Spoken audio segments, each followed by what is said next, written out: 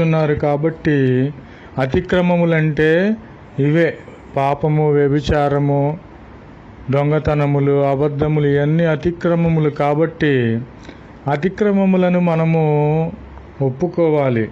ఎవడైతే అతిక్రమములను ఒప్పుకుంటాడో ప్రభు యొక్క కనికరమును పొందుకుంటారు. కాబట్టి మన అతిక్రమములను మనకు తెలియపరిచే దేవుడు, మనకు గుర్తులేని వాటిని కూడా తెలియపరిచి ఒప్పింపచేసే దేవుడు కనుక ప్రభు అయిన క్రీస్తు నామములో మిమ్ములను బ్రతిమాలుకొనుచున్నాను.